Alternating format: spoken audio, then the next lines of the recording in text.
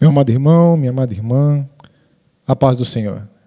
É com grande alegria que mais uma vez estamos juntos aqui para aprendermos a santa e gloriosa palavra do Senhor. Estamos transmitindo aqui direto do nosso templo, da Assembleia de Deus de Rio Claro, Ministério do Belém, e estamos dando continuidade a essa lição maravilhosa desse trimestre que aborda todo o Evangelho de Jesus segundo escreveu João, com o título de E o Verbo se fez carne. No dia de hoje, dia 20 de abril de 2025, nós vamos abordar a lição de número 3, a verdadeira adoração. Ela é uma sequência, das lições anteriores que já foram ministradas aqui e que percorrerão todo o Evangelho de João. Então fique atento, fique ligado, reserve este momento para estudar a palavra de Deus e se aprofundar nas Escrituras.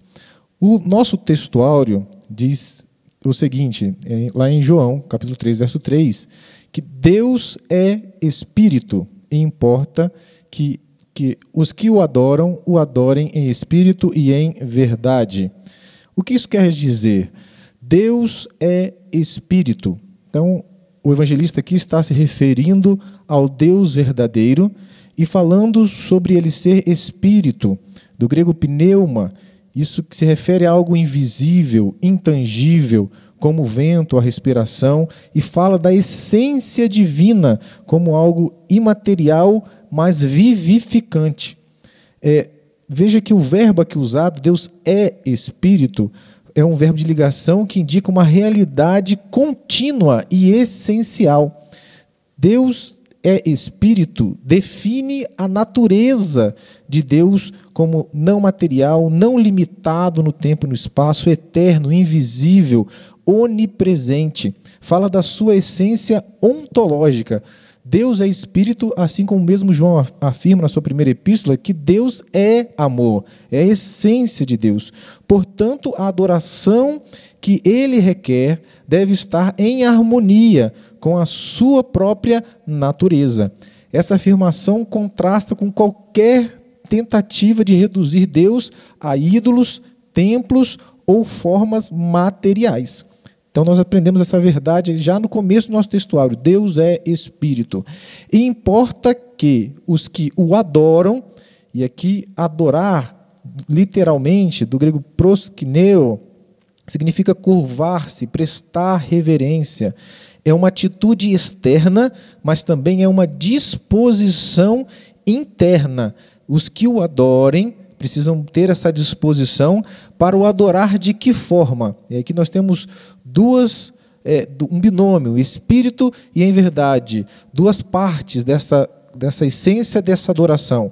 Primeiro, em espírito, porque Deus é Espírito, importa que os que o adorem em espírito. Então se refere ao espírito humano, mas vivificado pelo Espírito Santo. Não é uma adoração mecânica, não é uma adoração ritualística, mas uma adoração que procede do íntimo, com sinceridade e com vitalidade espiritual. Ela não é só em espírito, mas ela também é em verdade. Verdade aqui do grego, aletheia, que significa o seguinte, não, é uma negação, e letheia vem de lantano, que significa não oculto. Lantano é oculto. Aletheia significa aquilo que não está oculto, ou seja, aquilo que está revelado. E quem é a revelação de Deus? O nosso Senhor e Salvador Jesus Cristo. Ele é a salvação de Deus, ele é a revelação de Deus. Então, quando o evangelista diz aqui, em verdade, ele se refere à revelação divina por meio de Cristo. A adoração em verdade é aquela que está alinhada com a revelação de Deus em Jesus. O que isso quer dizer para nós? Primeiro, que a adoração ela deve ser cristocêntrica. Ela significa que ela passa necessariamente por Cristo. Ele é o quê? O caminho, a verdade e a vida. Depois, ela é espiritual e não cerimonial somente. Então, isso contrapõe a ideia de ritos, a ênfase em lugares físicos. Depois, essa adoração ela precisa ser sincera. Adorar em verdade significa viver com integridade e compromisso com a vontade revelada de Deus. A verdadeira adoração requer o que, então? A autenticidade interior, em espírito, e conformidade com a revelação de Deus, em verdade. Portanto, irmãos, a adoração não é uma mera performance religiosa, ela é um estilo de vida, é a sua vida fora do templo, não somente nos momentos de culto. É um estilo de vida que se conecta ao Espírito Santo de Deus e à sua verdade. É possível adorar sem verdade, o nome disso é hipocrisia. É possível adorar sem espírito, ou seja, de uma forma não espiritual. O que é isso? É um formalismo morto. Então, assim como existe a verdadeira adoração, dizemos que o Senhor, Deus, busca os verdadeiros adoradores, também existe a falsa adoração, a que é sem verdade, uma adoração hipócrita, e aquela que é sem espírito, é morta, é meramente formal. E uma outra coisa que nós aprendemos aqui, que vamos abordar ao longo da lição, é que mais importante do que o local da adoração é quem estamos adorando e como o estamos adorando. Tudo isso a partir desse rico textuário para introduzir a nossa lição. A verdade prática diz que adorar significa viver em total rendição a Deus, entregando-nos a Ele plenamente. Isso significa, irmãos, é como um convite, soa como um convite para ir além de uma adoração superficial, um simples ato de culto, um ato litúrgico, mas entender a adoração como, de fato, uma postura de vida, como nós nos comportamos em cada momento das nossas vidas. A adoração é um conceito abrangente na Bíblia e envolve reconhecer quem Deus é, reconhecer a grandeza de Deus, se submeter à vontade de Deus e expressar nossa reverência e nosso amor para com Ele. Não somente em palavras sim, é verdade, quando cantamos, quando levantamos as mãos, quando estamos no culto, mas em ações, na nossa vida cotidiana, quando o culto termina. Então é um conceito bastante abrangente. Nós podemos ver isso na carta de Paulo aos Romanos, no capítulo 12, logo no começo do capítulo, quando ele diz: rogo-vos, pois, irmãos, que apresenteis os vossos corpos como sacrifício vivo, santo e agradável a Deus, que é o vosso culto racional. Nós vamos referenciar ao longo da lição esse versículo mais uma vez. Mas o ponto aqui é que Paulo ele amplia o conceito de culto. Não é somente o momento da liturgia, mas é uma vida inteira, como um ato de adoração. O N. Gruden, na sua teologia sistemática, ele diz que a adoração é o ato de atribuir um valor supremo a Deus, reconhecendo quem Ele é e respondendo com a nossa vida. Então a adoração é um ato de resposta à revelação de Deus. Quando nós entendemos quem Deus é, a grandeza de Deus, começamos, dentro daquilo que é possível, na nossa natureza limitada, entender sobre quem Deus é, isso nos impacta e isso nos leva a adorá-lo. A adoração, ela descentraliza o eu humano e recentraliza Deus. A adoração é sobre Deus, não é sobre o homem. John Piper diz que Deus é glorificado em nós quando estamos satisfeitos nele. Olha que coisa linda. A adoração é exultar em Deus ao ponto de não querer mais nada além dele. Eu lembro de Davi, no Salmo 23, verso 1, o Senhor é o meu pastor, e isso me basta, não preciso de mais nada, eu não quero mais nada, nada mais me falta, Ele é suficiente. Isso é adoração. A autêntica adoração, ela reorganiza os nossos desejos. Nós passamos a querer aquilo que Deus quer, ela reorganiza a nossa agenda, nós passamos a priorizar o nosso tempo para aquilo que Deus deseja, e ela reorganiza a nossa identidade. Nós passamos a refletir o caráter de Deus porque passamos tempo com Ele. É essa a vida rendida, uma vida de adoração. Quais são os traços dessa vida rendida, dessa vida de adoração? é uma vida de obediência sem reservas, é uma vida de entrega sacrificial, como nós lemos em Romanos, é uma vida de dependência constante do Espírito Santo, é uma vida de sinceridade e verdade, como nós vimos no texto áureo, e ela é uma vida de comunhão com Deus como prioridade. Então, adorar é viver em total rendição a Deus, nos entregando completamente, plenamente a Ele. Avançando para a nossa leitura bíblica em classe, que está no Evangelho de João, capítulo 4, alguns versículos, do 5 ao 7, 9, 10 e depois do 19 ao 24. No versículo 5, João já diz que Jesus foi a uma cidade de Samaria.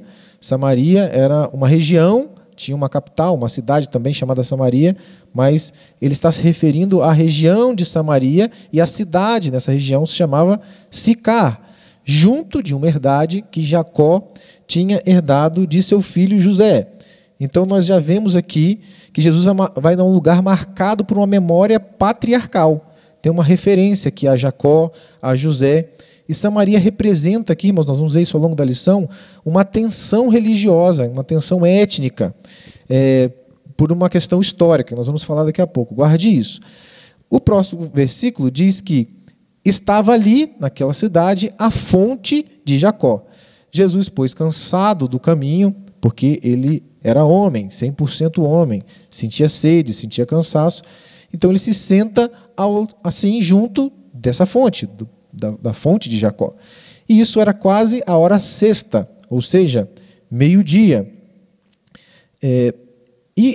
O interessante aqui é que Jesus está intencionalmente, propositalmente, ao lado de uma fonte, um símbolo intencional para ele iniciar esse diálogo com a mulher. Ele próprio é a fonte de água viva, mas se senta junto a uma fonte de águas estáticas. Então, o cenário estava posto. Tudo aquilo que aconteceu não foi por acaso. Havia um plano, um projeto de Jesus para impactar, transformar a vida daquela mulher. E essa mulher chega. Veio uma mulher de Samaria tirar água. Disse Jesus: dá-me de beber. Dá-me, aqui, é um imperativo e mostra a iniciativa de Jesus no diálogo. O que na cultura judaica era extremamente inusitado. Um homem iniciar o diálogo com uma mulher, ainda mais uma mulher samaritana, um homem judeu, no caso Jesus, e uma mulher desconhecida. Então Jesus rompe as barreiras étnicas, as barreiras sociais, as barreiras religiosas. No verso 9, disse-lhe, pois, Jesus à mulher samaritana. Não, disse-lhe, pois, a mulher samaritana: como sendo tu judeu, me pedes de beber a mim, que sou mulher samaritana? Porque os judeus não se comunicam com os samaritanos. Então nós vemos aqui o profundo conflito entre judeus e samaritanos. A mulher se surpreendeu com o fato de Jesus transgredir, entre aspas, as barreiras religiosas. Isso antecipa o ensino de que a adoração será universal e espiritual, e não limitada a um lugar, não é geográfica ou etnicamente limitada. Então Jesus responde à mulher, ele diz: se tu conheceras o dom de Deus, e quem é o que te diz, dá-me de beber, tu lhe pedirias e ele te daria água viva. Ou seja, Jesus inverte os papéis. Ele pede água no começo, mas agora ele oferece a verdadeira água, a água viva, a água do Espírito. A mulher ela não conhece, ela desconhece quem está diante dela, que é o próprio Messias, o dom de Deus. O diálogo vai avançando, nós já estamos aqui no verso 19, versículo 19, e a mulher então diz: Senhor, vejo que és profeta. Então, após Jesus revelar os detalhes mais ocultos, mais resguardados ali da vida da mulher, ela reconhece a autoridade espiritual de Jesus. E aí marca um ponto de virada. A mulher que até então estava curiosa, passa a um diálogo com reverência. Ela reconhece Jesus como profeta e isso prepara o coração dela para o ensino sobre a verdadeira adoração. E aí ela faz uma pergunta: nossos pais adoraram neste monte, e vós dizeis que é em Jerusalém o lugar onde se deve adorar. Então ela traz essa questão teológica que separava samaritanos e judeus, o lugar da adoração. Mas Jesus vai mostrar que geografia não é mais o ponto central, mas sim a natureza do culto. Disse-lhe Jesus: mulher, crê-me que a hora vem, que nem nesse monte, nem em Jerusalém, adorareis o Pai. Ou seja, Jesus está falando da transição de um culto cerimonial para um culto espiritual. A adoração não estará mais presa a um lugar, nem ao monte, nem ao templo em Jerusalém, mas ela vai ser marcada por um acesso direto ao Pai por meio do Filho. Jesus continua: vós adorais o que não sabeis, nós adoramos o que sabemos, porque a salvação vem dos judeus. Então Jesus afirma que a revelação salvífica veio por meio dos judeus, porque é dos judeus que viria o Messias. A adoração verdadeira, qual é o princípio aqui? Exige conhecimento da verdade revelada. Então, para ser verdadeira, precisa estar apoiada, fundamentada na revelação da verdade, que é o próprio Cristo. Mas a hora vem, e agora é, continua Jesus, em que os verdadeiros adoradores adorarão o Pai em espírito e em verdade, porque o Pai procura a tais que assim o adorem. Jesus então declara o surgimento dessa nova forma de adoração, espiritual, centrada na verdade revelada. A palavra que procurar, zetei, fala de um desejo ativo de Deus em encontrar. O culto verdadeiro é aquele que flui do Espírito Santo, da revelação de Cristo. E Jesus introduz já esse conceito. E aí, chegamos ao nosso textuário. Jesus continua e diz que Deus é Espírito. Importa que os que o adorem em espírito e em verdade. Então, Jesus está falando aqui, mais uma vez, da natureza da adoração autêntica, conforme o que Deus é. Não pode ser carnal, não pode ser cerimonial simplesmente, mas espiritual, verdadeira, conforme o caráter divino. Então, irmãos, o ensino de Jesus aqui nesse texto desvincula a adoração de um local físico e associa a uma relação espiritual com Deus. Substitui o formalismo ritual por uma vida interior transformada pelo Espírito Santo. Enfatiza o conhecimento da verdade revelada em Cristo como base da adoração. A nossa introdução diz o seguinte: o ser humano ele sente uma necessidade intrínseca de Deus. E nós podemos ver isso, né? Nesse texto de João 4, a mulher samaritana estava em busca de satisfação, em busca de identidade, que é algo que todo ser humano tem. Jesus revela que essa sede interior que ela sentia só pode ser saciada por Deus, o doador da água viva. Adorar é mais do que cantar, é mais do que ir aos cultos, é mais do que viver a agenda da igreja. Adorar é viver em resposta à presença de Deus, reconhecendo que Ele é Espírito, que Ele é Santo, que Ele é eterno, que Ele é digno de ser servido, de ser adorado, e Ele é digno de ser servido e adorado com todo o nosso ser. Isso é adorar.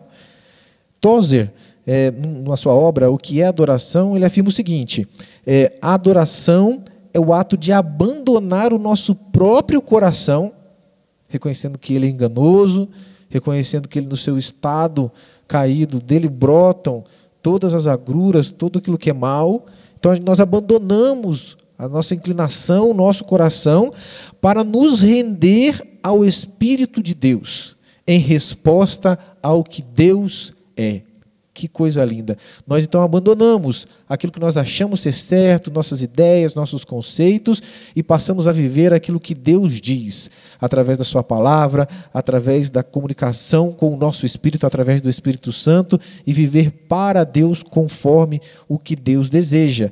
Isso é adorar. A adoração verdadeira ela nasce do coração que foi regenerado, movido pelo Espírito Santo e guiado pela verdade revelada nas Escrituras. É desse tipo de adorador que o Pai se agrada. Veja, nós estamos repetindo aqui várias vezes. Ela é algo muito além de um momento, de algo externo, de algo observável. Ela é muito mais ligada àquilo que é do interior, àquilo que é de dentro, né? Porque Deus ele olha primeiro para o interior. É do interior que brota, que exterioriza o sentimento daquela pessoa. É o interior que faz os atos e as atitudes e as palavras expressarem aquilo que está dentro, aquilo que está impactado pela presença de Deus. Então, a verdadeira adoração transforma o adorador, nos aproxima do Pai, com reverência, gratidão e obediência. Avançando, irmãos, nós vamos já entrar no nosso primeiro tópico, que fala sobre o encontro em Samaria e duas preciosas lições. Antes de mais nada, é importante nós termos uma pequena noção da geografia bíblica aqui do texto, que nós estamos trabalhando nesta manhã. Então, havia, irmãos, algumas formas de ir da Judéia para a Galileia e vice-versa. Aqui eu foquei apenas nessas três regiões, né? Então nós temos a Galileia mais acima, onde estava Nazaré, a região onde Jesus passou grande parte da sua infância e adolescência, e nós temos a Judéia, onde ficava a cidade de Jerusalém logo mais abaixo. Entre as duas ficava a região de Samaria. E havia duas rotas, duas formas de ir da Judéia para a Galileia e vice-versa. A primeira rota era a rota mais curta, uma rota direta, representada aí por esse tracejado verde. Então, ela percorria essa zona de montanha no centro da Palestina, passando pela região de Samaria. Mas os judeus evitavam esse caminho porque eles consideravam que Samaria era um território impuro. O que eles faziam, então? Uma rota alternativa, que é essa em preto. Então, eles iam percorrendo o deserto da Judéia até Jericó, e aí eles seguiam pelo Vale do Jordão até Bet-Shean, e aí eles voltavam, então, atravessando Decápolis até chegar na Galileia. Essa era a rota alternativa, uma rota mais longa, cerca de 30 quilômetros mais longa do que a rota direta, em linha reta. Então, haviam essas duas opções. Então, quando a gente lê o texto e vê que era necessário passar por Samaria, existe uma verdade não tão simples, não tão evidente aqui do texto. Antes de nós falarmos sobre isso, por que os judeus evitavam passar por Samaria? Isso tem um cunho histórico. Então, o povo samaritano, ele, durante a divisão do reino de Israel, depois da morte de Salomão, então 10 tribos formaram o reino do norte e 2 o reino do sul. O reino do norte ele foi conquistado pela Síria em 722 a.C., e a Assíria ela tinha uma estratégia de impor uma miscigenação nos povos conquistados. A ideia era enfraquecer a identidade dos povos e também a capacidade de resistência. A mistura, então, que ocorreu dos israelitas que ficaram com os povos estrangeiros trazidos pelos assírios para a região de Samaria resultou em um povo híbrido, não só etnicamente, mas também religiosamente. Então aconteceu o que nós chamamos de sincretismo religioso. Começou a misturar o judaísmo, ou seja, a adoração ao Deus verdadeiro, com a falsa adoração, com a adoração de outros deuses, elementos de outras culturas que começaram a gerar esse sincretismo religioso. Então, depois desse período, então nós tivemos o Império Babilônico dominando, o Reino do Sul caiu, houve o exílio babilônico, e depois do retorno dos judeus do exílio babilônico, os samaritanos tentaram até se aliar ali na reconstrução do templo, mas foram rejeitados pela sua apostasia religiosa. E isso levou a uma grande hostilidade. Então, os samaritanos começaram a se opor ativamente à restauração judaica. Com o tempo, inclusive, essa rivalidade se intensificou e eles acabaram construindo um templo rival no Monte Gerizim, que depois foi destruído no século II a.C. Então, nos dias de Jesus, a animosidade entre judeus e samaritanos era extensa, era profunda. E é por isso que havia esse embate sobre o local, inclusive, de onde se devia adorar, porque houve um templo no Monte Gerizim e havia um templo em Jerusalém. Então, esse é o cenário que contextualiza aqui o encontro de Jesus e da mulher samaritana. Havia ali um desprezo mútuo entre os povos e uma separação religiosa. Mas Jesus rompe tudo isso, rompe essa barreira, rompe esse cenário de animosidade, rompe essa limitação religiosa, e ele não somente passa por Samaria, mas ele para e conversa com uma mulher samaritana. Então, voltando ao que eu estava dizendo, quando o texto diz, e era necessário passar por Samaria, não é simplesmente uma questão geográfica. Nós podemos ver que havia uma alternativa. Mas o verbo aqui, edei, é um verbo que significa que ele deveria passar por Samaria. A ideia aqui é que havia uma compulsão divina, havia uma obrigação interior sentida por Jesus de passar por lá. Não era apenas uma necessidade geográfica, era uma necessidade teológica, uma necessidade missional. Jesus estava impulsionado pela vontade do Pai a realizar uma obra específica na vida daquela mulher. Então esse encontro nos ensina, meus irmãos, que Deus, ele vai ao nosso encontro, mesmo quando estamos desviados, mesmo quando somos até indiferentes, a iniciativa vem dele. Foi ele que nos amou primeiro. Lembramos da parábola da ovelha perdida. A ovelha se extravia, se perde, sem condição nenhuma de retorno, mas o bom pastor vai até a ovelha. Deus vai ao nosso encontro. O que nos cabe? Responder a esse amor. Então não importa o passado, o que importa é a resposta que damos a Jesus hoje. Que maravilha! Então era necessário, havia um propósito para Jesus em passar por Samaria. E aí nós chegamos ao nosso segundo subtópico deste primeiro tópico, que vai falar sobre a necessidade do ser humano. Então, duas lições aqui nós vamos abordar sobre essa primeira parte. A primeira lição está neste subtópico. Então, nós vemos, já que esse poço que nós falamos aqui, esse marco geográfico, simbólico, foi cavado pelo próprio patriarca Jacó, na porção de terra que ele deu a seu filho José. É um local de profundo valor histórico, era um local associado à herança dos patriarcas, e nesse local cheio de significados, que Jesus se assenta e ele vai usar essa semântica da água ali na sua prédica com a mulher logo mais, esperando a mulher chegar ao meio-dia. Jesus, na sua presciência, sabia que isso aconteceria. Então, o encontro entre ele e a mulher não foi simplesmente um acaso. Havia uma agenda de Jesus para impactar e transformar aquela vida. Aparentemente, essa mulher foi ao poço sozinha ao meio-dia, o que era completamente incomum. As mulheres iam em grupos e, geralmente, no começo ou no final da tarde, ou no começo da manhã ou no final da tarde, para evitar exatamente o calor do sol. Mas Jesus sabia que ela iria naquele momento e ele estava ali esperando.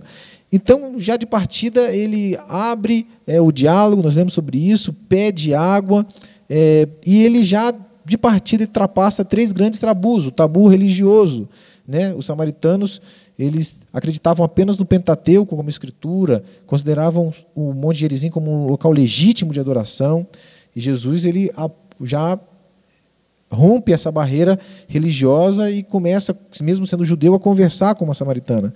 O tabu social, ela era mulher, homens não conversavam com mulheres. Jesus ele demonstra que Deus acolhe igualmente homens e mulheres. O tabu étnico, como nós falamos, dessa inimizade histórica. Então Jesus rompe tudo isso, desmantela essa hostilidade e ele começa a conversar com a mulher, oferecendo a ela água viva. Ou seja, a primeira necessidade que nós vemos aqui, nós estamos falando da necessidade do ser humano, é a necessidade espiritual. A mulher tinha sede espiritual, embora não soubesse disso. E água viva significa o quê? Uma água que flui continuamente.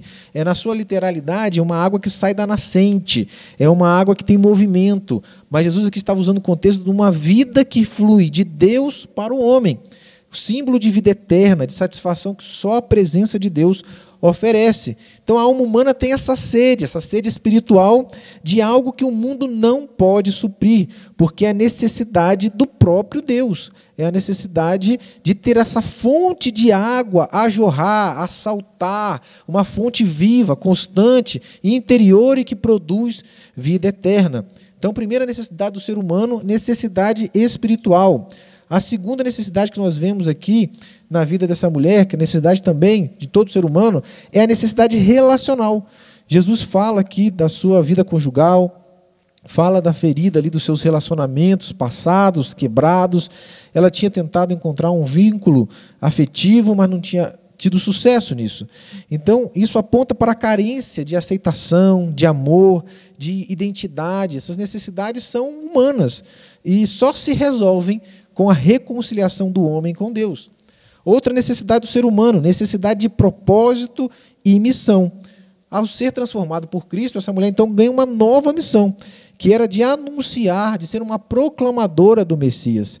Ou seja, há uma necessidade em nós de viver com um propósito maior, ou seja, cumprir a vontade de Deus em nós. Ou seja, a necessidade do ser humano nada mais é, meus irmãos, do que a necessidade que temos de Deus. Deus, ele preenche o vazio da alma do homem, é um vazio infinito, que nada, nenhuma coisa material, nenhum status, nada que possa ser oferecido no mundo pode preencher. Ele é infinito, do tamanho de Deus. É a necessidade de Deus que faz com que o homem tenha preenchido as suas necessidades secundárias. É Deus quem preenche, é Deus quem nos torna satisfeitos. E aí, partindo para o nosso próximo subtópico, falamos da necessidade do ser humano. Primeira valiosa lição, ou seja, toda pessoa necessita de Deus. E agora nós vamos para a segunda lição que nós traímos desse texto, falando sobre o lugar de adoração. Então, depois da mulher ter vários tópicos, aqui, vários elementos da sua vida revelados por Jesus, ela começa então a repensar quem ele é, e isso abre margem para ela fazer essa pergunta que dividia judeus e samaritanos. Onde é o lugar certo para adorar a Deus? Então ela fala ali do Monte Gerizim, menciona Jerusalém, e ela quer entender esse local apropriado. Essa pergunta marca um momento de mudança, né? A mulher que começa agora a refletir mais profundamente sobre as questões espirituais, denota um desejo dela de aproveitar a figura de um profeta, de alguém que fala em nome de Deus, para aprender, para crescer. E Jesus então faz, de fato, uma afirmação profética sobre o tempo que estava chegando. Ele revela essa nova forma de culto, em espírito e em verdade, um momento em que a adoração a Deus não estará mais ligada a um local específico, mas ele anuncia então a chegada do reino de Deus, que seria inaugurado dentro de pouco, pela sua própria morte e ressurreição, onde então a adoração ao Pai seria livre, acessível a todos em qualquer lugar. Ou seja, uma transição de algo cerimonial, restrito ao local, para algo espiritual. Carson, no seu comentário sobre o Evangelho de João, ele diz que Jesus redefine o culto, deslocando o foco de um lugar físico para uma atitude espiritual. A verdadeira adoração não se limita a Jerusalém ou Gerizim, mas acontece quando o coração responde à revelação de Deus em Cristo. Craig Keener, no seu comentário do Novo Testamento, diz que na religião antiga o lugar era vital, mas Jesus rompe com isso.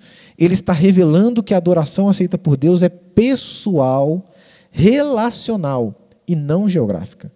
Então, meus irmãos, a verdadeira adoração não está presa a um lugar, mas sim ao relacionamento com Deus. Não é um ato externo, simplesmente, mas uma expressão do espírito renovado. Não depende de performance, de liturgia, mas de verdade interior, de comunhão com Deus. Ou seja, a segunda lição que nós temos aqui, o autêntico culto de adoração a Deus reside no mais profundo do ser humano. Não se limita a lugar específico, mas está lá no profundo da alma. E com isso, nós já avançamos para o nosso próximo tópico, o tópico 2, que fala do ensino de Jesus a respeito da verdadeira adoração. O subtópico 1 do tópico 2 vai falar especificamente sobre a própria adoração. E aqui, nesse ensino, Jesus já faz uma quebra de paradigmas religiosos. Ele transfere, ou seja, ele transita, ele conduz a mulher de uma expectativa física para uma realidade espiritual. A mulher vinha pensando e falando da água do poço. Jesus a conduz e fala da água viva. A mulher estava preocupada com o local da adoração físico. Jesus a conduz para a questão da autenticidade da adoração em espírito e em verdade. Então, a água viva que Jesus oferece aqui é esse símbolo de vida espiritual plena e eterna. Essa expressão sugere um movimento, uma renovação, uma permanência na presença de Deus. É um contraste com a água estática do poço de Jacó. A adoração, ela então surge de um fruto natural de, na verdade, uma transformação interior. Não se trata mais de ir até Deus por ritos, por uma cerimônia, mas de Deus, o próprio Deus, habitar no interior do indivíduo. Então, é uma vivência espiritual que se daria no interior de cada indivíduo. O que isso quer dizer? Primeiro, a adoração agora ela se torna universal. O templo deixa de ser um prédio, um local específico e passa a ser o coração do crente. Depois, a essência espiritual da adoração substitui o cerimonialismo estéril. Ela depende de regeneração espiritual e não de localização física. Então, a adoração está presente em todos os lugares onde existam adoradores sinceros. Millard Erickson, na sua teologia sistemática, diz que a verdadeira adoração não é um rito externo, mas uma atitude interior. Adorar é reconhecer o valor de Deus e reagir a Ele com reverência, entrega e amor. Robert Sproul, na sua obra O que é Adoração Bíblica, diz: a adoração verdadeira começa no coração regenerado. O culto que agrada a Deus é centrado na sua glória e não em experiências ou tradições humanas. Então, mais do que uma adoração formal e ritualística, a autêntica adoração possui essencialmente um caráter espiritual. O foco não está no adorador, o foco está no adorado. Está na forma como Deus, o adorado, digno de receber a adoração, como Ele deseja receber a adoração. Não é uma questão de onde, mas é uma questão de quem estamos adorando e como estamos adorando a este quem, a este Deus, a este ser digno de ser adorado. É um relacionamento pessoal alimentado pela vida no Espírito e sustentado pela verdade de Cristo. O subtópico 2, ele continua e Jesus fala sobre a verdadeira adoração. E a mulher ela responde e diz, olha, Jesus disse à mulher, né? Crê-me que a hora vem que nem neste monte, nem em Jerusalém adorareis o Pai. Então, Jesus ele usa aqui um tempo futuro. Nem neste monte, nem em Jerusalém adorareis. Ele já está anunciando a transição para a nova aliança. Ele está descentralizando o culto geográfico e apontando para si próprio, ele, Jesus, como o centro da adoração. Donald Carson, ele, na sua análise do livro do Evangelho de João, ele diz que a adoração cristã não está mais atrelada a um templo, mas a uma pessoa, Jesus Cristo. Ele é o novo templo no qual Deus habita em plenitude. Jesus, ele é o quê? O novo e o verdadeiro. Na verdade, o verdadeiro mediador entre Deus e os homens. É somente através de Jesus que nós podemos chegar a Deus. É somente em Jesus que toda adoração deve convergir. Essa mulher recebe uma revelação que a leva da expectativa do Messias para uma revelação cristológica. Ou seja, Jesus como centro, como transformando a visão de adoração que ela tinha. Isso, irmãos, quando nós trazemos para a nossa perspectiva, ao falar de locais, existem muitos que peregrinam para os locais ditos sagrados, visitam fisicamente, supostamente, são os lugares do Calvário, ou mesmo do sepulcro vazio. Isso tem seu valor histórico, isso enriquece nosso aprendizado, mas não quer dizer que aqueles lugares têm significado em si mesmos. Isso não impacta em nada a vida do adorador, estar ou não no lugar físico do Calvário, do sepulcro vazio. Mas o que nos traz impacto é a obra que foi consumada nestes locais. Então, essa obra, ela abrange todos, não importa onde os crentes estão. É muito mais pelo que aconteceu no lugar do que pelo lugar em si. Nicholas Wright ele diz... o verdadeiro culto cristão celebra a ressurreição de Jesus e se ancora na obra consumada na cruz. Ou seja, sobre o que foi feito nesses locais. A ceia do Senhor é o sinal visível dessa nova realidade. A fé cristã, irmãos, não depende de um lugar sagrado. Ela depende de um Salvador vivo. É sobre isso, é sobre se relacionar com Jesus todos os dias, e não sobre um lugar específico onde realizou a sua obra aqui na terra. Então, sempre que participamos da ceia do Senhor, nós trazemos à memória o que Cristo fez por nós, independente de onde estamos.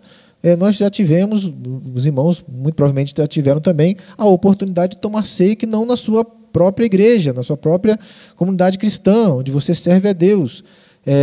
A ceia continua valendo, ela continua sendo um memorial. Ela não está atrelada a um templo específico, a um local específico, mas ela é um memorial vivo daquilo que Jesus fez por nós na cruz do Calvário, da sua ressurreição, da forma como ele nos lavou no seu sangue. Então, a ceia traz esse elemento, independente de onde nós estejamos. A ceia do Senhor é o culto que transcende paredes e geografias. Jesus é um novo eixo de adoração. A verdadeira adoração não acontece onde se está, mas em quem se crê. Ela acontece dentro do crente, e não simplesmente onde o crente está fisicamente. Onde houver um coração rendido a Cristo, ali está o altar do verdadeiro culto.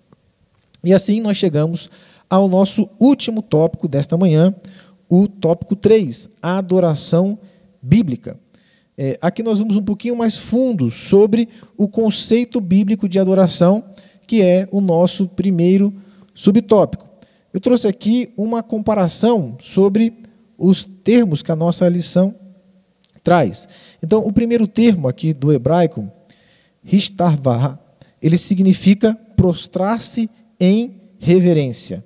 Prostrar-se em reverência, ou seja, é um temor reverente diante de Deus. A sua raiz é de shahar, que é curvar-se, prostrar-se. É o ato físico mesmo, de se dobrar com total reverência diante de alguém superior. Por exemplo, Salmo 95, verso 6, usa este verbo. Vinde, adoremo-nos. E aí nós temos o famoso estilo de escrita hebraico, de repetição, para o conceito ficar bem fixado. Vinde, adoremos, ou seja, nos dobremos com reverência e prostremo-nos, ajoelhemo-nos, ou seja, olha quanta ênfase no ato de se dobrar, de se curvar, de ter reverência diante do Senhor que nos criou. Lá Salmo 95, verso 6. John Watts, no seu comentário bíblico, diz que a adoração no Antigo Testamento era uma resposta prática e visível de humildade, onde o corpo se curvava para indicar a submissão total da alma ao Deus soberano. Outros termos também eram usados ali no Antigo Testamento. Então, abad também era usado e significa servir ou trabalhar. E ele era usado também para significar o serviço prestado a Deus. Por exemplo, lá em Êxodo, capítulo 3, verso 12, quando fala, e o povo vai sair para adorar no deserto, para servir no deserto, para prestar culto, para fazer um serviço a Deus. É usado abad. Outro termo usado também é sagad, aqui um termo aramaico, ele principalmente usado no livro de Daniel, a partir do capítulo 2, ele é usado como prostrar-se em adoração, mas num contexto de adoração falsa. Por exemplo, quando Nabucodonosor diz que vão tocar lá os instrumentos da orquestra, todo aquele que estava no local deveria se prostrar, deveria adorar a estátua, o verbo aqui é sagad. Nesse contexto de prostrar-se em adoração, frequentemente, majoritariamente usado em contexto de idolatria. Então, haviam outros termos para adorar no Antigo Testamento. Quando entramos no Novo Testamento, então nós temos majoritariamente dois termos.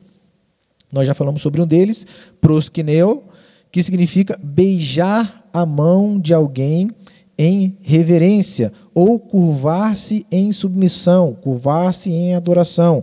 Fala de uma reverência espiritual e relacional.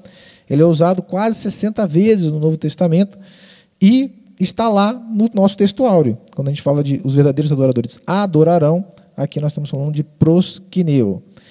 Um outro termo usado é latreia, também no grego, que é sobre prestar um serviço. Ele é o equivalente grego de abad, que nós vimos lá no hebraico. Então, latreia é isso, prestar um serviço sagrado, um culto a Deus com dedicação, entrega, com santidade, com dedicação total.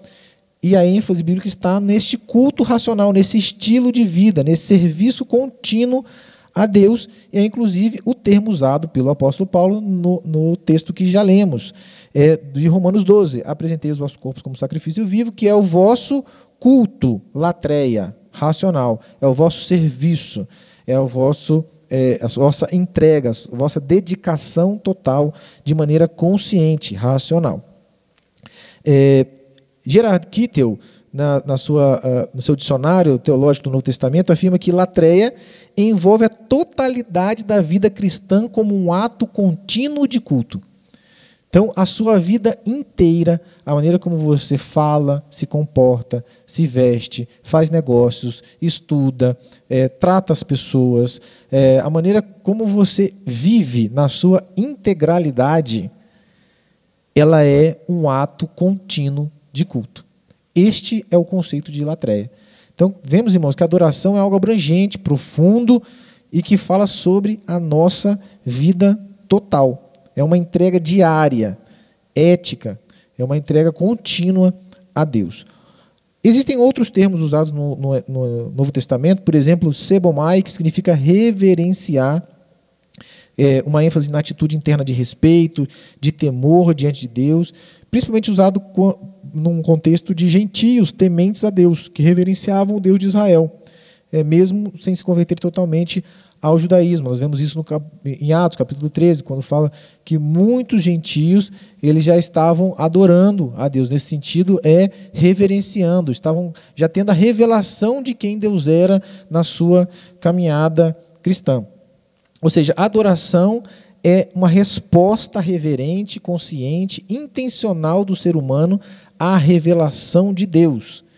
E ele expressa como essa revelação? O ser humano. O ser humano, então, expressa essa resposta à revelação de Deus com amor, com submissão, com louvor, com serviço, em espírito e verdade, tanto em atos pessoais, individuais, como em atos coletivos. Então, o culto que ele é uma reunião coletiva de adoradores individuais que prestam um culto como corpo, como igreja de Deus. Esse é o culto. O culto em si, ele acontece de dentro de cada adorador para fora. Por isso que nós oferecemos o culto. Nós fazemos o culto para Deus. Cada indivíduo, dentro do momento da liturgia, tem a responsabilidade de constituir o culto que está sendo oferecido ao Senhor nosso Deus. Então, a adoração cristã envolve elementos fundamentais. Ela envolve a revelação e resposta. Deus se dá a conhecer, o homem responde. Ela envolve atos físicos e espirituais.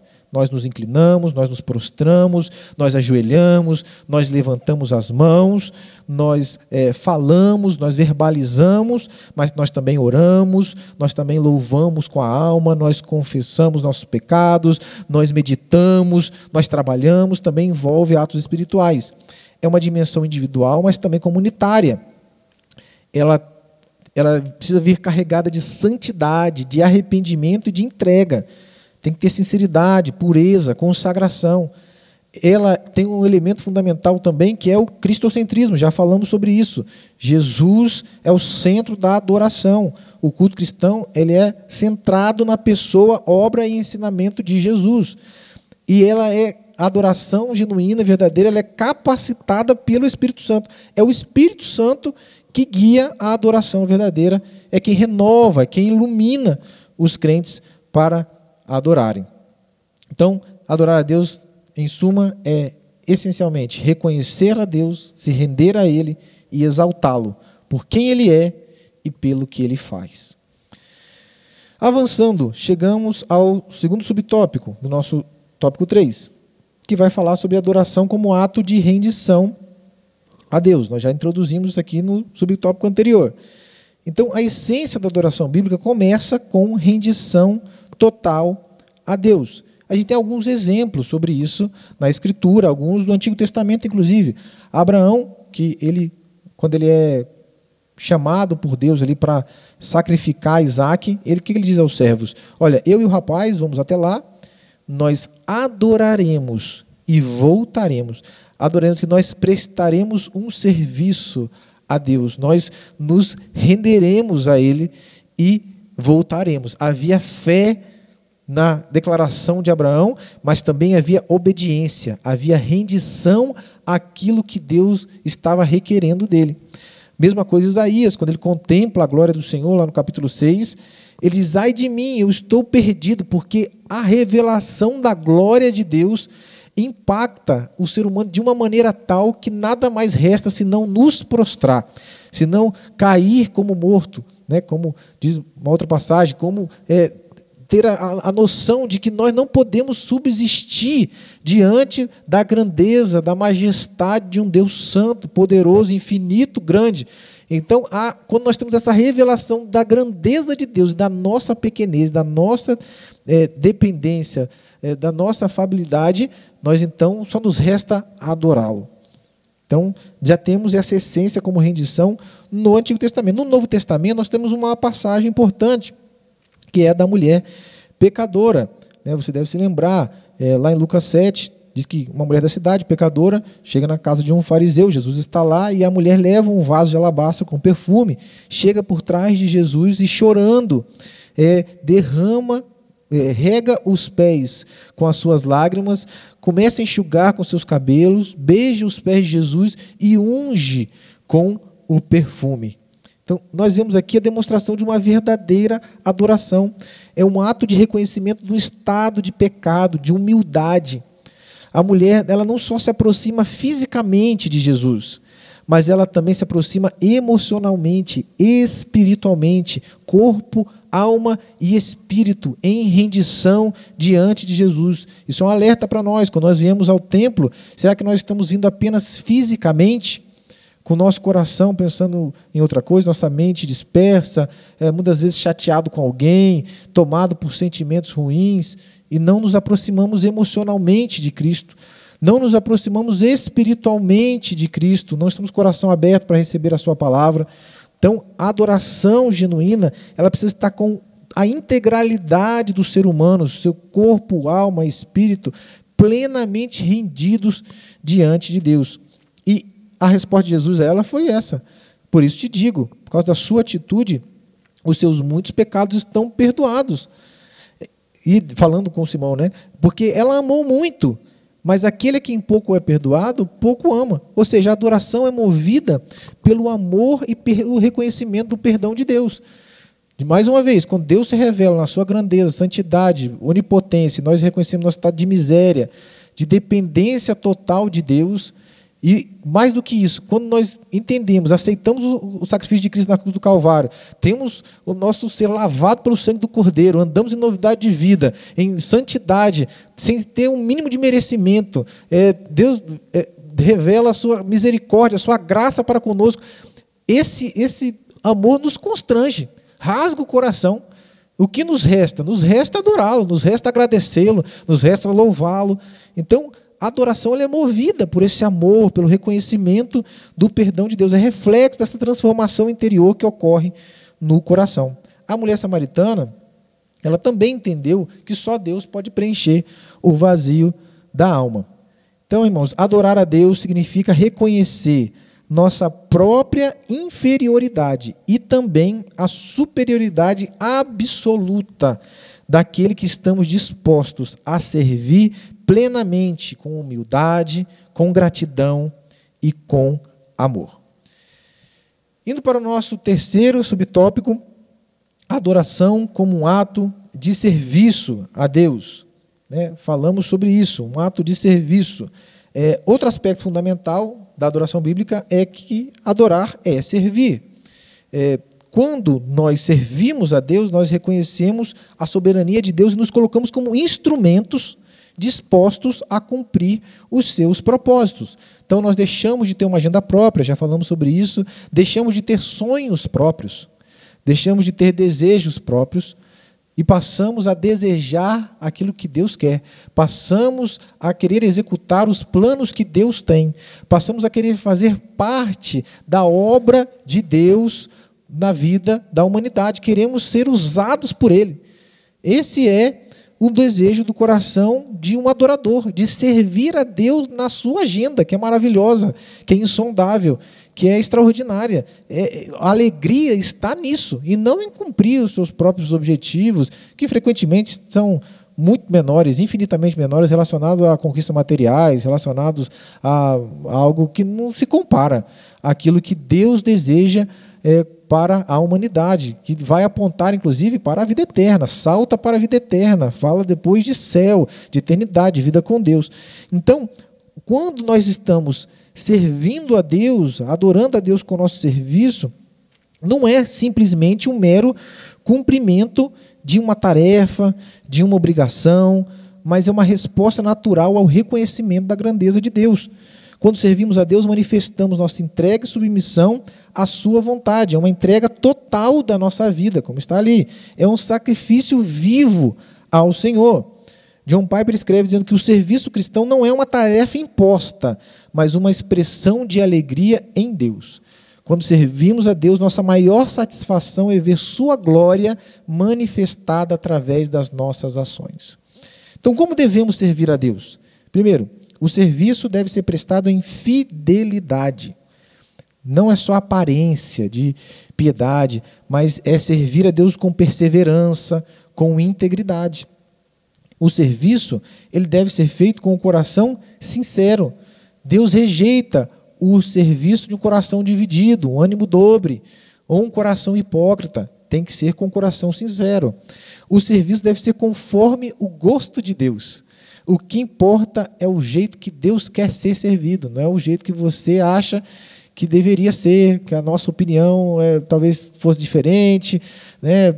Aquela música deveria ser outra, o culto deveria ser assim, o assado. O que importa é o que Deus deseja, aquilo que agrada a Deus e não a nós. O culto é para Ele, o culto não é para nós. O culto como expressão de vida, inclusive. A nossa vida deve ser uma vida que agrada a Ele, não a nós. Nós não podemos deixar aqui de mencionar Nadab e Abiú. Eles entenderam que poderiam oferecer algo da maneira que eles achavam diante de Deus. Ofereceram fogo estranho. E você deve se lembrar, foi a maneira mais trágica de aprender que Deus requer uma maneira específica de ser adorado, de ser servido. Foram consumidos pelo fogo diante do Senhor. Ou seja, a adoração ela não é inventada pelo homem. Ela é conforme foi revelada por Deus nas Escrituras. Seguindo, último subtópico da nossa lição de hoje, uma experiência interior de adoração. Nós, irmãos, sentimos uma necessidade profunda de adorar a Deus. Adorar é dessedentar a alma. É permitir que o coração, com tudo que nós temos no coração, nossos desejos, dúvidas, nossas vontades, esperanças, que ele seja colocado sem reservas na presença do Senhor. Não é sobre fórmula, não é sobre uma expressão repetida, ensinada, mas é expor o íntimo do coração diante de Deus. É se derramar como água, como está em Lamentações, na presença do Senhor. E é isso que o Salmo 42 nos mostra. Não tem máscara, não tem encenação, o que tem é sede, é clamor, é memória e saudade da presença manifesta de Deus. O salmista diz, como o servo anseia pelas águas, assim suspira a minha alma por ti, ó Deus. Suspirar é um desejo profundo, quase físico, por algo que está faltando. Assim como o servo precisa das águas, está sedento, sente que se ele não beber água ele vai morrer. Esse é o sentimento do salmista. A minha alma suspira, tem esse desejo profundo. Minha alma, nefesh, fala da pessoa interior, dos nossos mais profundos desejos, as nossas emoções, a nossa vida. A minha alma deseja por ti, ó Deus, suspira por ti, ó Deus. E o verso continua, né, no seu versículo 2, a minha alma tem sede de Deus, do Deus vivo. Quando entrarei e me apresentarei ante a face de Deus? Então a minha alma tem sede, está sedenta. O salmista está clamando por Deus como o corpo clama por água. Que ele está clamando por Deus, que Deus é esse? É o Deus vivo. É o Deus poderoso, é o Deus que é fonte de vida. Ou seja, eu estou à beira da morte sem Deus, mas em Deus eu tenho vida. Ele é o Deus que vivifica. Ele é um Deus presente, Ele é um Deus atuante, Ele é um Deus relacional. É desse Deus que a minha alma tem sede. Quando me apresentarei para ver a face de Deus? Ver a face de Deus é um desejo de intimidade, de comunhão, de presença direta de Deus, de revelação de Deus na sua vida. Esse, irmãos, é o clamor de quem não consegue mais satisfazer com outra coisa que não seja Deus. A alma está sedenta, mas não é simplesmente de um mero alívio, um alívio físico através da cura, um alívio emocional, um alívio da resolução de um problema. Não está interessada mera e simplesmente naquilo que Deus faz, mas na sua relação com Deus, na revelação, na presença do Deus vivo. É uma sede de comunhão real, é uma sede de restauração da alma, é uma sede santa de adorar a Ele, de conversar com Ele, de vê-lo manifesto, de vê-lo realmente com a sua presença ali real, marcando a vida do salmista. É com suspiro, é com lágrima nos olhos, é com peito em chamas, é com confissões diante de Deus. É assim que o Salmo 42 nos fala sobre a necessidade de adorar a Deus. Então, a gloriosa presença do Deus poderoso satisfaz todas as carências do indivíduo. Todas as nossas necessidades, elas são satisfeitas plenamente apenas em Deus. Como posso viver essa experiência de adoração interior? Primeiro, busque a presença de Deus.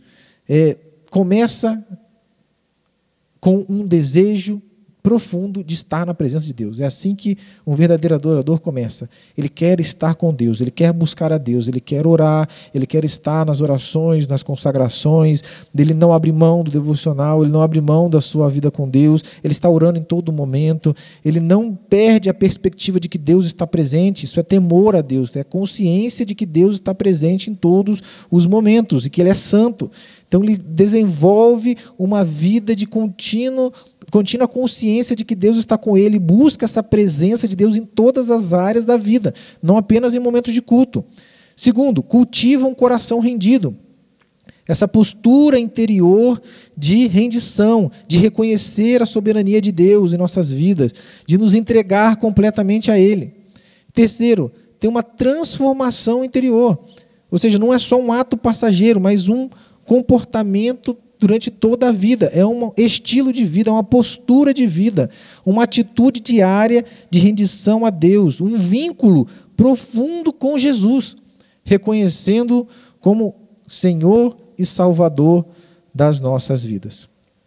E assim, chegamos à conclusão da nossa aula. E aqui nós, para recapitular, trazemos que todo ser humano possui uma necessidade a satisfazer. A necessidade de Deus.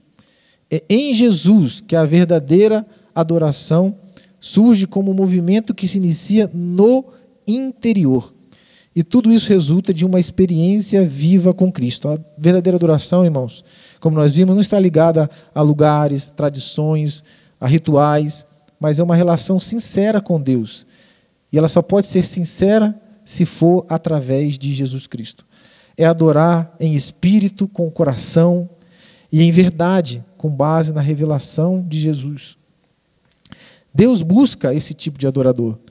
Quem é esse adorador? Alguém transformado, alguém regenerado, que reconhece quem Deus é e se rende a Ele de forma autêntica, reconhecendo a sua própria debilidade, a sua própria necessidade. A mulher samaritana entendeu isso e a sua vida foi transformada. A verdadeira adoração começa quando nós encontramos de verdade, temos um encontro real com Jesus. Esse é o nosso desejo. Se você ainda não encontrou Jesus de maneira real, impactante, busque a Ele. Dedique um tempo, ore, peça a Deus que se revele em Jesus, através de Cristo a você. E você vai experimentar a verdadeira adoração. Nós concluímos aqui a nossa aula de hoje, já deixando um convite para você. Se você desejar, por favor, nos visite. Vai ser um prazer te receber aqui no nosso templo sede, aqui na Vila Alemã, na Rua 11A. Você também pode visitar uma de nossas congregações. Nós temos 40 congregações espalhadas por toda a cidade de Rio Claro.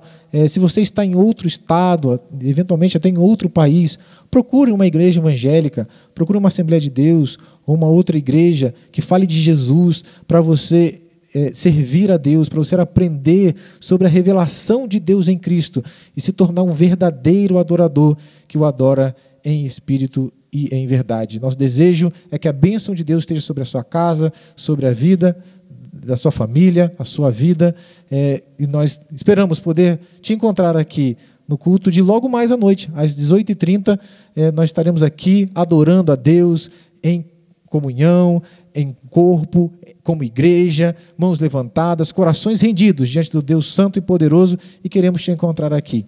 É o nosso convite. Deus te abençoe. Uma ótima semana na presença de Deus.